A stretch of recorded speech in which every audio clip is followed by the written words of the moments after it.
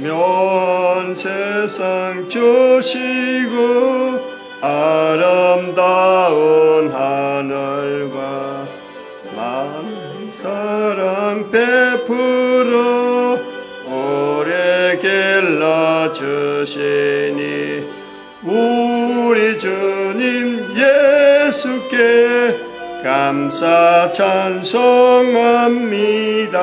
아멘. 하나님 말씀 베드로전서 3장입니다. 베드로전서 3장 1절에서 끝절까지 말씀 교독합니다. 1절 말씀 제가 먼저 받들어 봉독드립니다.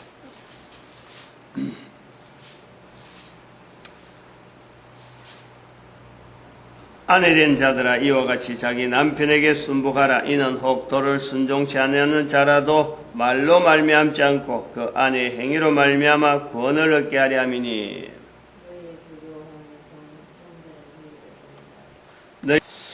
베드로전서 3장인데요.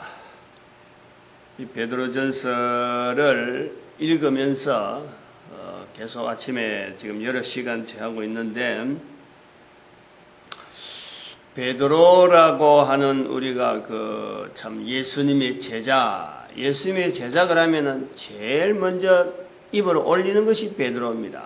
베드로. 성경에도 그렇게 순서적으로도 그렇게 기록되어 있고, 또 한편으로는 이 베드로가 이렇게 예수님의 제자로서의 제일 이름을 빨리 이렇게 연상을 할 수 있을 정도로 제자들 사이에서도 어떤 흔적을 특별히 나타내는 것은 나이가 많은 베드로, 그리고 예수님께서 불렀다가 또 찾아가서 또 부르는 거예요. 그것이 이제 디베랴 바다에서의 새벽에 오른편 그물에 던지라. 이건 두 번째 찾아가는 거예요. 즉, 한 번 예수님한테 예수님이 불름 받아서 내가 너는 사람을 낚는 어부가 되리라 할 때에 나를 따라오너라. 이렇게 부를 때에 예수님을 따라가던 그 베드로하고 나중에 주여 나는 죄인이오니 나를 떠나소서 하는 베드로, 분명히 예수님 앞에 불륜받는 것은 같은데 불륜인데 이게 횟수가 두 번째. 이런 사건들이요, 같은 제자들 중에서도 베드로는 두 번이나 불림을 받은 제자입니다. 그리고 무덤에 찾아간다든지 또 주는 그리스도시요 살아계신 하나님의 아들입니다. 예수님께서 그 대답을 들으시고 기뻐하셔서 바요나 시모나 이렇게 말하는 것이 너가 아니고 하나님이시다 하는 그 기쁨을 나타내는, 그리고 그 표현 다음부터는 예수님께서 그 하나의 정점을 이루는 거예요. 마태복음에서 그 정점이 되었고 이제는 예루살렘 죽으러 간다 하고는 표현을 직접적으로 예루살렘이 죽는 표현을 이제 죽는 거하고 관계된 내용으로 마태, 마가, 누가의 기록들이 그거하고 상당히 연결이 있어요. 그 고백에. 그리고 베드로의 또 성령복음에 들어와서 베드로의 제자들을 인도하는 그 모습들, 이런 내용을 일렬적으로 쫙 연결하면, 여기까지를 연결하면, 즉 베드로 전서가 없고 베드로 후서가 없다 그러면은 베드로를 바라보는 일반적인 시각은 그런 거예요. 강하고 아주 제자들을 잘 이렇게 단서리고 나이들은 하나의 어부가 말이죠. 고집도 세고 한다하면 하고 말이야. 그래서 탁탁탁 이렇게 행동이 탁탁탁 드러나는 예수님이 제로서 그때 노출되고 돌출되고 이렇게 막 앞서서 나가는 이런 모습으로 봅니다. 볼 수밖에 없어요. 그런데 베드로 전서가 들어오면 이거 완전히 다르게 봐야 돼요. 지금까지의 공간복음에 나타났고 성령복음에 나타나서 일반적으로 이렇게 알려지고 있는, 말하고 있는 그 베드로의 말한 그 모습하고요, 베드로전서 후서에서 나타나는 이 베드로의 모습은 사람이 완전히 다른 사람이에요. 같은 사람인데도 불구하고 행동으로 나타나는 것을 옆에서 사람이 이제 뭐 공관복음이 되는 데서는 본인의 어떤 설명이 아니고 내가 이래 했다는 게 아니고 다른 사람이 베드로가 어떻게 했다는 걸 표현하는 거 아니에요. 표현되어져 나타나는 베드로 모습하고 베드로가 글을 남기는 내용을 통해서 나타나는 베드로는요 완전히 다른 거예요. 베드로전서 1장에서부터 이 부분을 갖고 계속해서 이야기한 거예요. 베드로는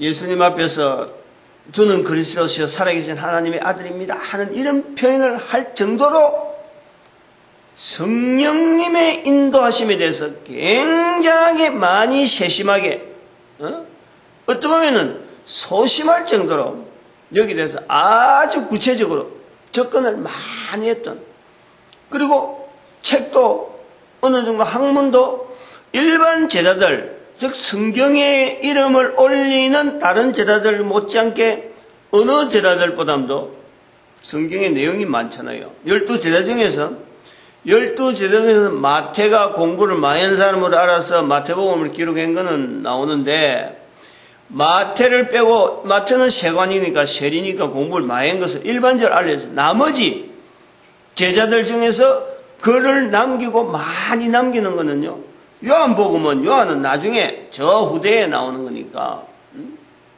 두 제자를 일단 빼버린다.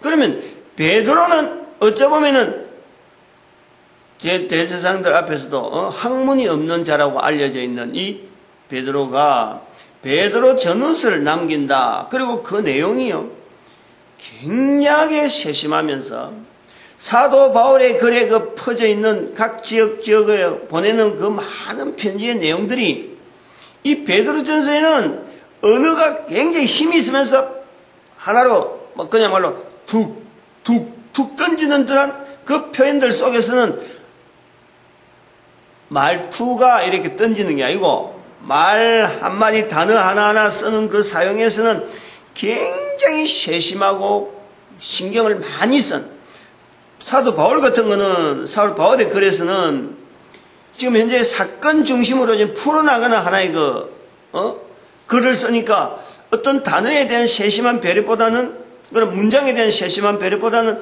어떻게 하면 이걸 나타내나 하는 그것에 대해서 주어졌다 그러면은 베드로는 단어 하나하나를 쓰면서도 굉장하게 고려를 많이 하는, 염두를 많이 둔. 그래서 이 베드로 전후서에서 나오는 그 표현의 언어적인 표현을 보면은 그냥 요거다, A다, B다, C다 이렇게 바로 말을 하지 않아요. 같은 A, 뭐로 A, B, 뭐에 C 이런 식으로 표현하는 것이요 베드로 전후서의 아주 특징이다. 이거는 말은 하기는 하는데 이제 다듬는다 이거죠. 다듬어진 표현이라는 거예요. 어제 2장에서도 한 절에서 나오는 거예요. 어제 2장 9절에 나오잖아요. 너희는 택하신 족속, 왕같은 제사장, 거룩한 나라, 소유된 백성, 기이한 빛, 아름다운 득.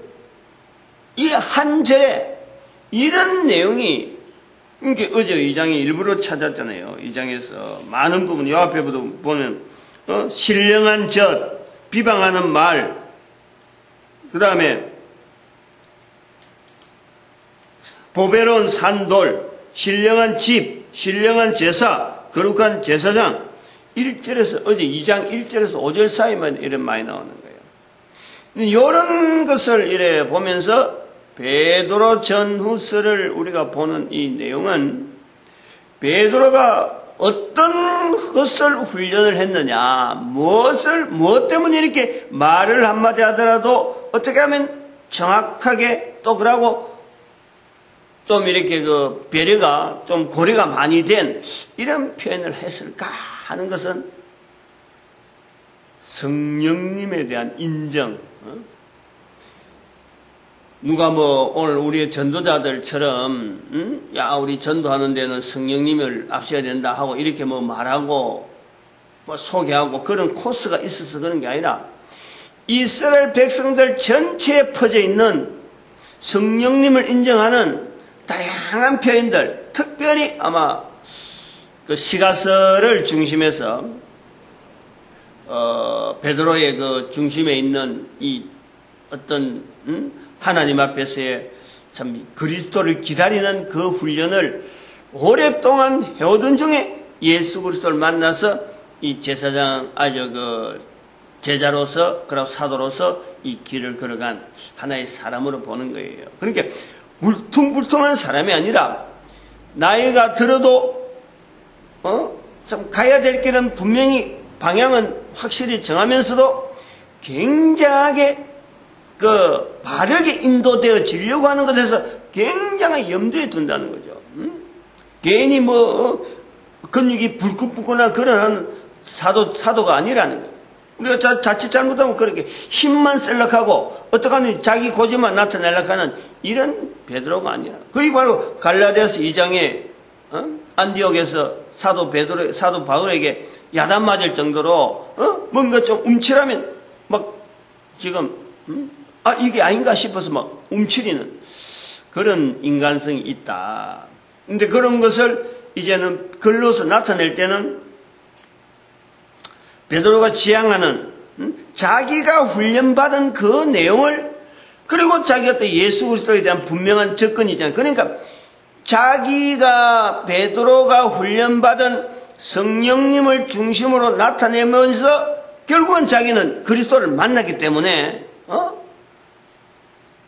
자기가 걸어와서 훈련받은 것에서 분명한 확신이 있는 거예요. 그래서 이 베드로 전후서에 나타나는 표현을 우리가 하나가 어제 뭐 2장 같은 거는 어떤 여러 가지 같은 그러면서 수식하는 이런 표현을 이래 볼 때에 사도 베드로가 평소에 생각하는 사고방식, 언어를 쓰려고 하는, 그런 나타내려고 하는 한마디씩 이렇게 나타내려고 하는데 조심하는 그 모습을 우리가 보면서, 베드로 스스로가 글을 남길 때는 자기가 살아온 것을 근거로 해서 다른 사람에게 나타내는 거예요.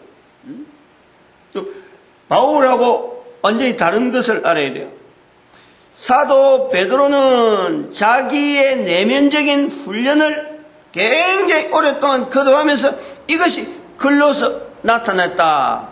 사도 바울은 현장에서 만나는 사람들, 이 사람 이래 만나고 저 사람 저래 만나고 사건 중심으로 풀어나가는 중에 오래 숙련된 어떤 학문들, 특별히 사도 바울은 학문적으로는 베드로보다 훨씬 더 깊고 폭이 넓으니까, 그리고 이방 사람들하고 같이 생활해봤기 때문에 거기에 대응하는 언어들이 굉장히 발달되어 있는가 하면은 베드로는 속에서 자기 훈련을 받은 언어들이 많이 나온다. 그래서 같은 왕 같은 제사장, 택하신 족속, 왕 같은 제사장, 소유된 백성, 족속, 제사장 이렇게만 되는 거예요. 바울 같으면 그러는 거지.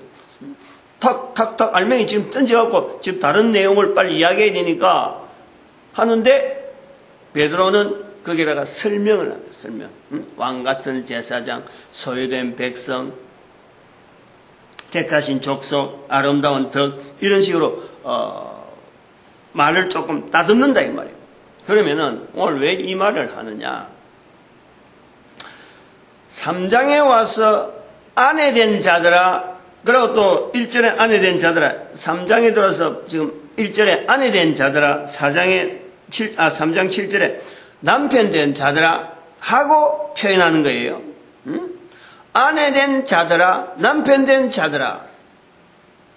베드로전서 3장에서 나타난 이 표현을 우리는 그냥 베드로 당시에서는 하나의 여자죠, 여자들아. 안 그러면 남자들아, 교회라고 하는 이 해당에서 일하는 사람들, 이렇게 부르셨어요. 여인들은, 야고보서는 그렇게 이야기하고, 또 사도 바울도 그렇게 여자들이 교회에서, 잠잠하라. 이렇게 이야기합니다. 근데 베드로는 지금 아내들아 남편들아 한다 하는 거예요. 여자들아 남자들아 남자들아 요리 이야기도 얼마 되는데 아내들아 남편들아, 이 아내와 남편이라는 것은 여자와 남자를 말하는 거하고 완전히 다른 거예요. 가정이라는 것이 개념이 탁 들어서 있는 거예요. 가정이라는 구조를 가지고 지금 이야기하는 거예요. 세상에 있는 모든 여자들 그래버리면, 또 세상에 있는 모든 남자들 그래버리면 이 남자나 여자나 결국에는 지향해야 되는 것이 가정. 가정을 지향하는 거예요. 이런 그 배경 자체가 세심하다 하는 것은 바로 이런 부분을 염두에 두고 아내들아 남편들아 가정이라는 것을 염두에 두면서 표현하는 내용이다. 이 앞에 우리가 베드로전서 앞에 있는 야고보서를 할 때만 해도 야고보서 얼마나 거칠었어요. 이 똑같은 내용이에요. 지금 야고보가 있는 환경이나 베드로가 있는 환경이나 물론 지역적으로는 좀 차이가 있지만은 사도 바울의 글에 의해서 영향을 받아서 사도 바울의 말을 가지고 표현을 가지고 그것이 믿음이다, 이게 행함이다 하고 싸움이 일어나는 그 교회 모습에서 우리가 야고보서를 우리가 본다 그럴 적에 사도 야고보는 답답한 거예요. 자기가 있는 지역에서 일어나니까. 그래서 그 말을 조심해라. 또 특별히 여자들에 대해서도 이야기할 때도 가난한 사람들이 있는 속에 기부인이 옷을 입고 오면은 여자를 이야기하는 거예요. 기부인이 옷을 입고 오면 너희들이 화려하고 사치한 옷을 입고 왔는데 그 사람을 높은 자리에 두고 너는 가난한 사람은 낮춰보고, 같은 교회 안에서 일어나는 문제란 문제. 그런데 그러한 문제를 베드로는 표현하기를 아내 된 자들아 남편 된 자들아 굉장히 완곡하게 표현한다는 말이에요. 이런 것을 굉장하게, 다시 말하면 포괄하면서 수용하면서 그런 상황 자체에서 어떤 공격을 하고 어떤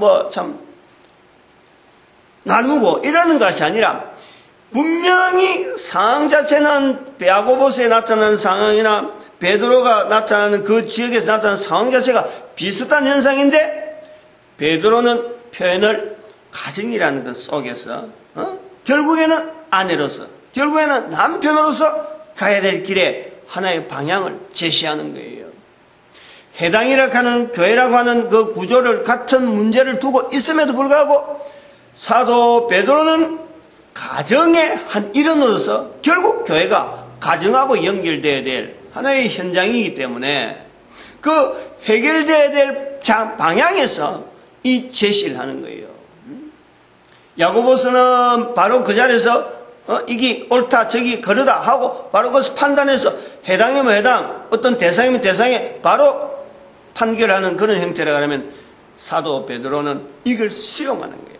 그런 상황이 일어나더라도 결국에는 그 한 사람으로서의 아내, 그 한 사람으로서 문제거리를 나타내는 남편, 그러나 그것이 해결되어야 될 장소는 가정이라는 곳에서의 어떤 가정이라는 이것 자체를 유지를 하면서 해결해야 될 문제다, 이런 표현이 들어있다는 거죠. 아내 된 자들아 남편 된 자들아, 그걸 풀어가는 내용에서요 중요한, 정말 참 사도 베드로가 얼마나 성령님에 의해서 훈련을 많이 받았고 다듬은 사람이냐 하는 것을 나타내는 표현, 이게 사실은 잘 안 알려져 있는 표현이에요.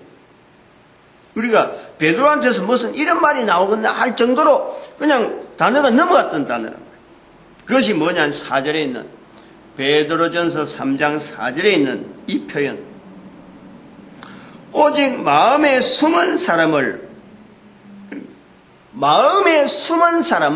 온유하고 안정한 심령에, 이 표현 봐봐요. 마음에 숨은 사람, 도대체 뭘 나타내려고 하는 건지 모르지만은 마음에 숨은 사람이라고 하는 이 표현을 찾아내는 거예요. 지금 이렇게 표현하는 거예요. 그리고 안정한 심령에, 온유하고 안정한 심령, 단순하게 심령이라 하지 않냐고, 사람의 심령이라 하지 않는 것. 사람의 심령이라고 해도 얼마나 될 수 있는 것을 마음에 숨은 사람, 마음에 숨은 사람을 온유하고 안정한 심령에 썩지 아니할 것을 하라. 마음에 숨은 사람이라는 표현을 쓰면서 이것은 이 베드로전서에서 나타나는 아내를 통해서 복음이 전파되어지는 과정에서 지금 이야기를 하고 있는 거예요.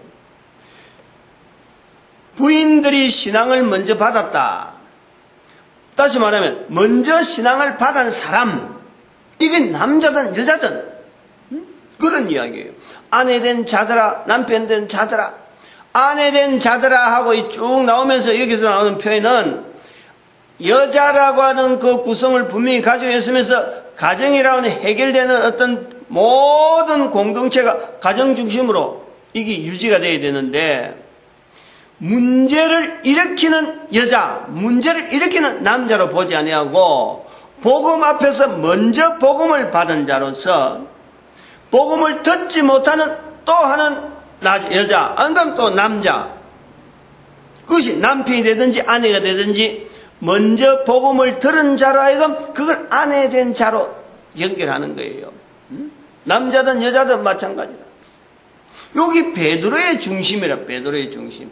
복음이 분명히 전파되어야 되는데 이 복음이 전파돼서 남자든 여자든 하나의 가정을 이루는 안전한 어떤 삶을 누려야 되는 것이, 이것은 모든 인간들이 반드시 이 길을 가야 되는 거예요.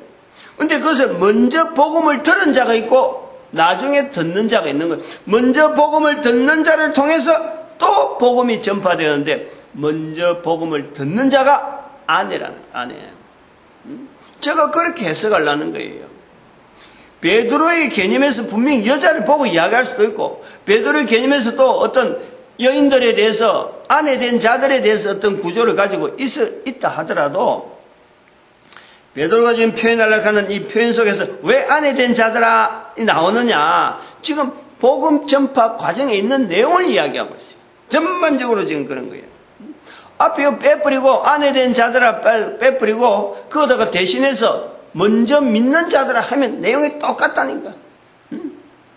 남편 된 자들아, 이거는 나중에 복음을, 아내를 통해서 복음을 들은 자들아, 이렇게 딱 바꿔놓으면 이 내용이 전혀 문맥이 다르지 않고 그대로 흘러가는 거예요. 그 구조로 보겠다.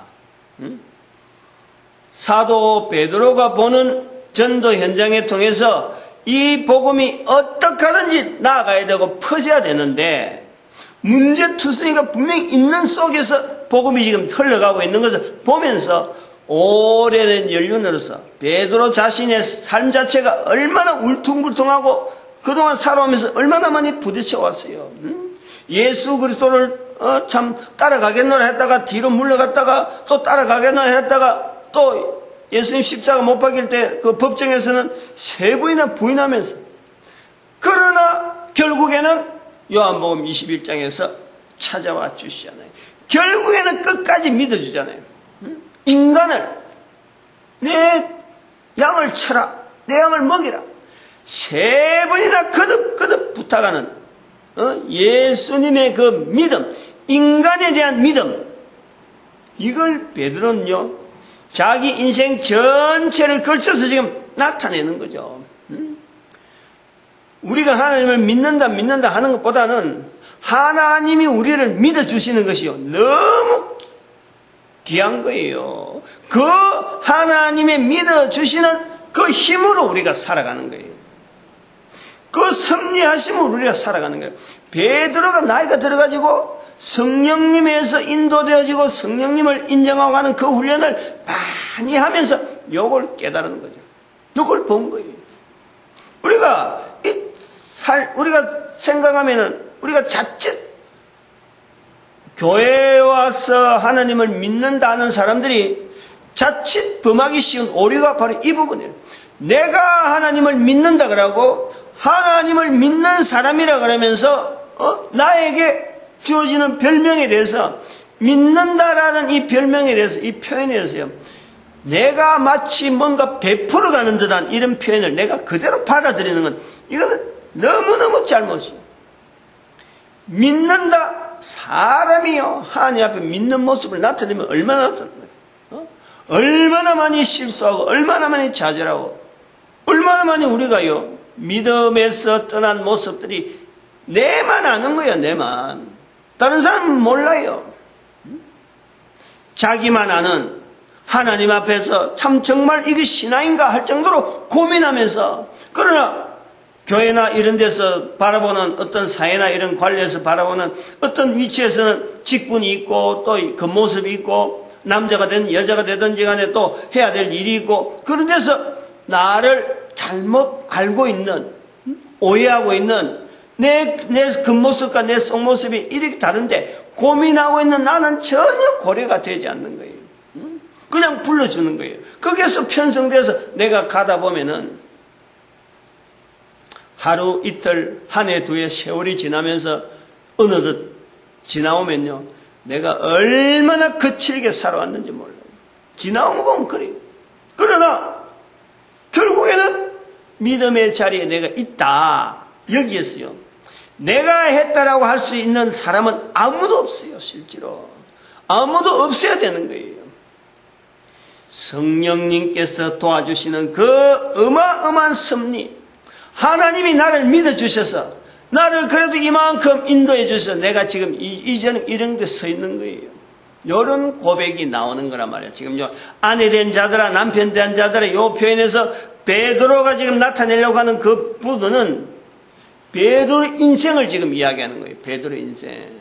그리고 그 속에서 고민하는 사람.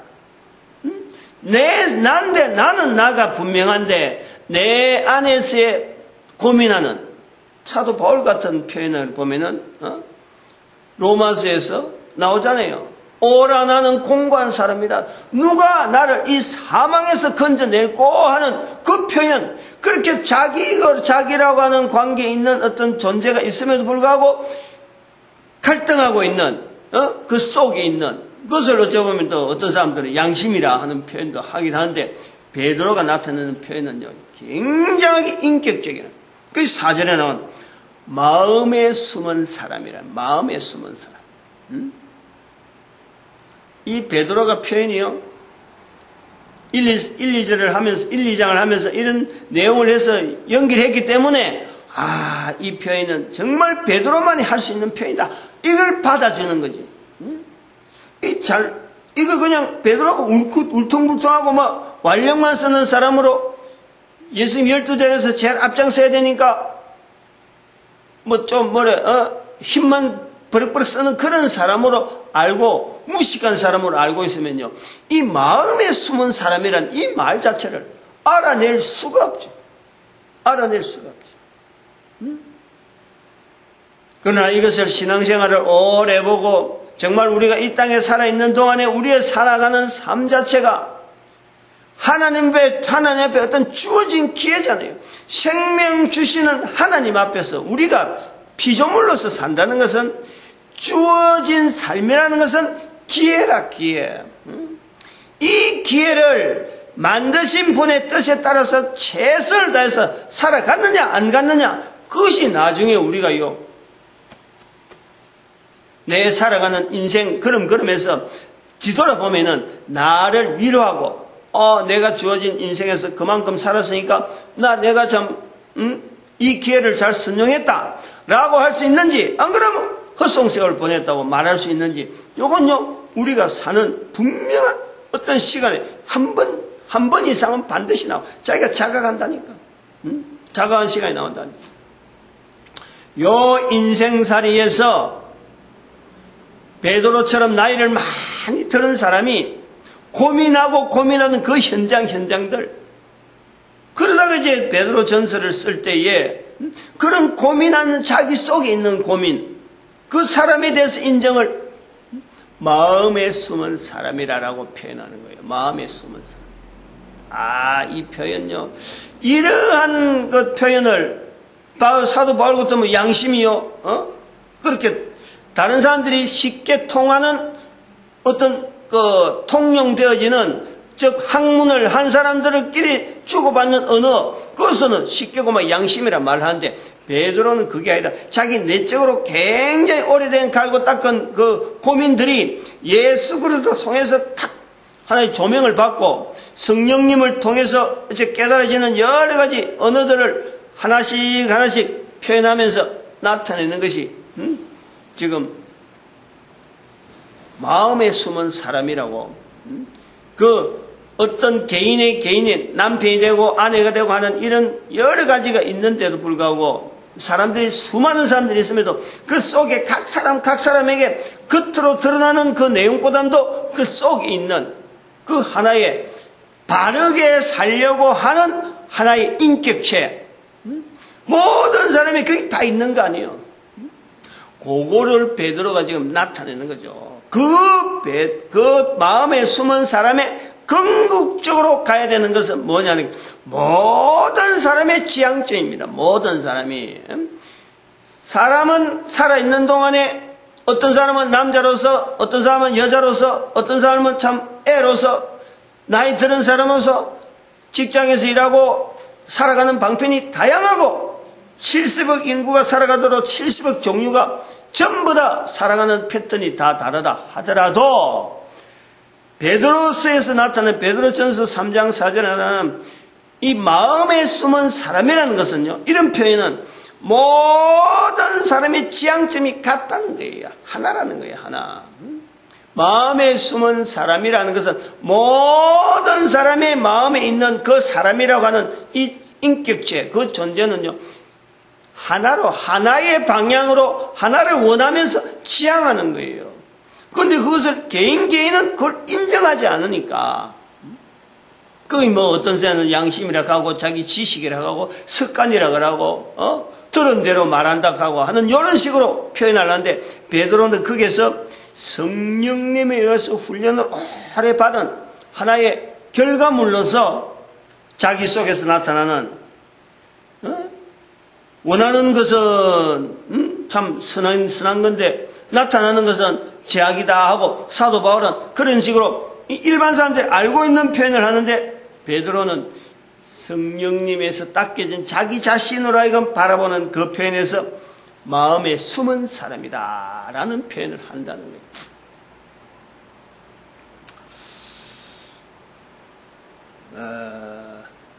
참 요 내용을 마음에 숨은 사람이라 하는 이 표현에서 우리가 하나님께서 우리 인간을 지으셨다라고 할 때에 하나님께서 우리 인간의 고유한, 또 하나님은 한편으로 또 성경적 장절은 지금 분명하지 않는데, 하나님의 지으심에 의해서 영향을 계속해서 따르는 그 힘이 있는 거예요. 모든 인간들이 이 힘이 있어요. 그래서 이 힘과 성령님에 의해서 바로 조화가 되어지고, 바로 성령님의 인도하심을 바로 나타내는, 내가 인식을 분명히 하는 사람을 우리는 전도자라 하는 거예요. 전도자라라고 하는 자리.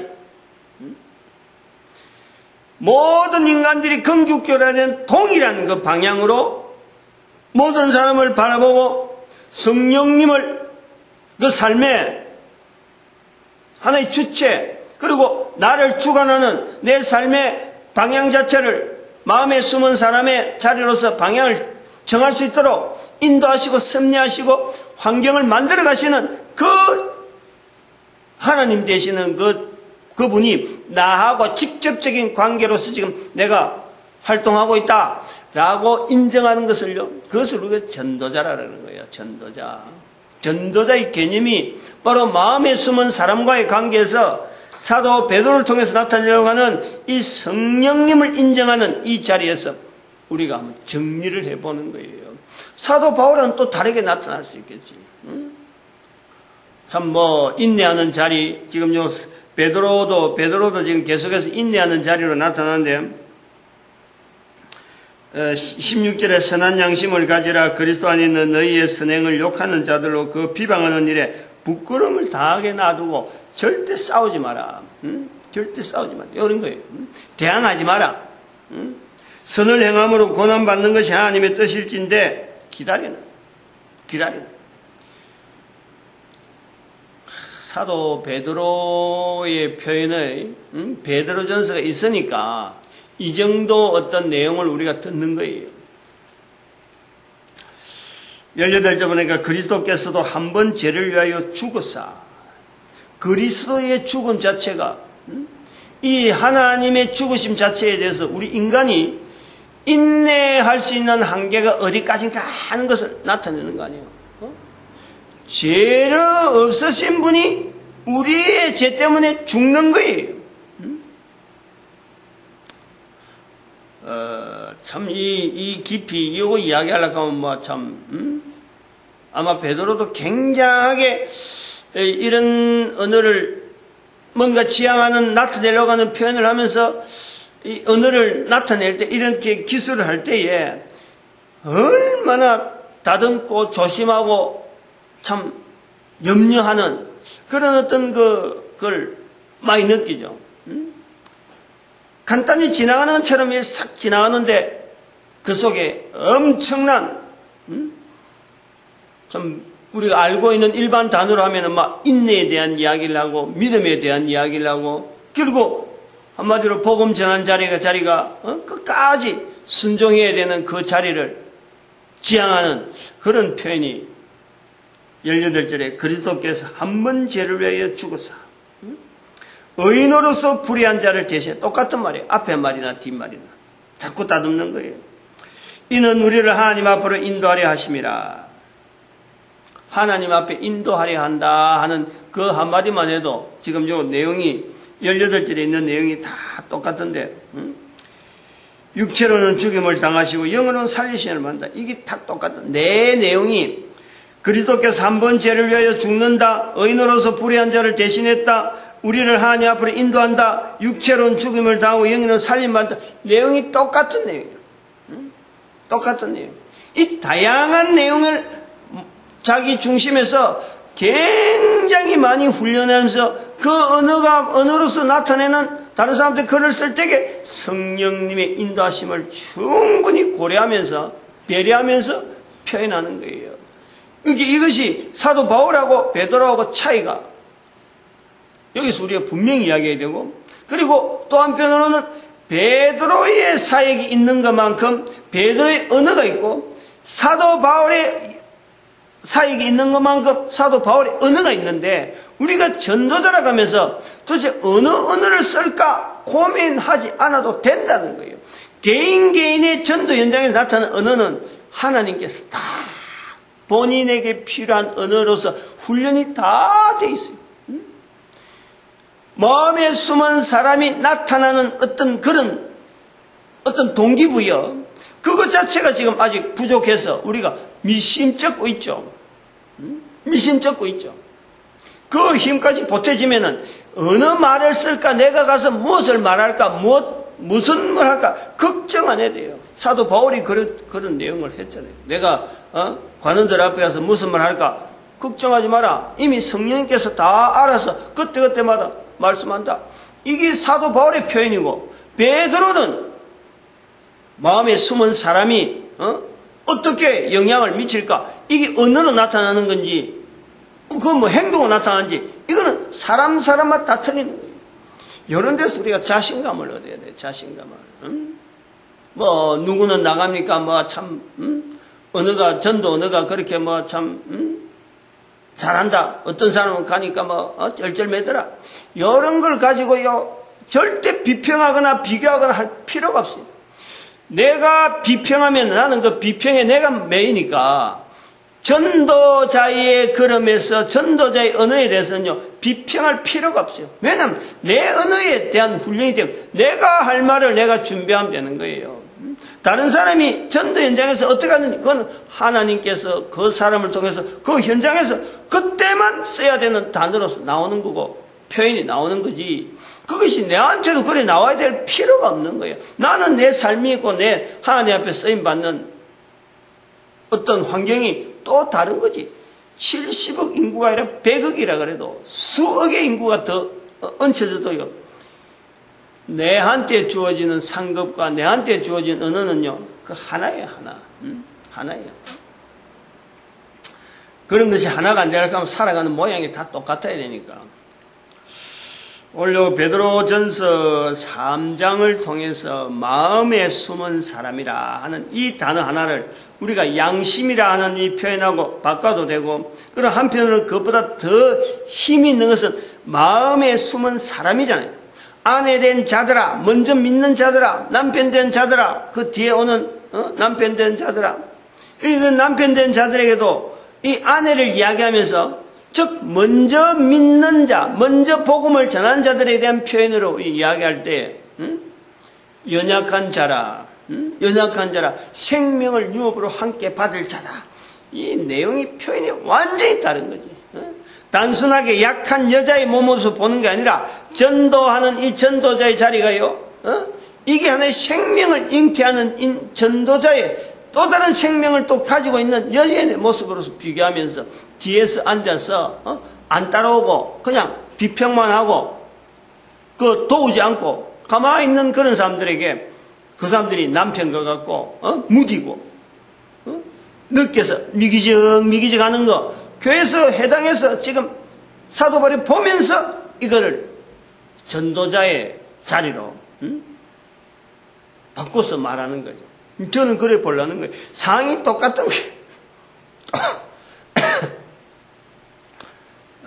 자꾸 또 이런 말을 들어야 다음에 또 다른 사람들이 한 번 더, 여기서는 한 번 이야기했지만 또 다른 사람들이 그거 그렇다 싶으면 또 자꾸 인용하고 또 변형시켜서 폭을 자꾸 넓혀갈 수 있도록 지금 저는 그 구도만 지금 생각하고 표현하는 거예요.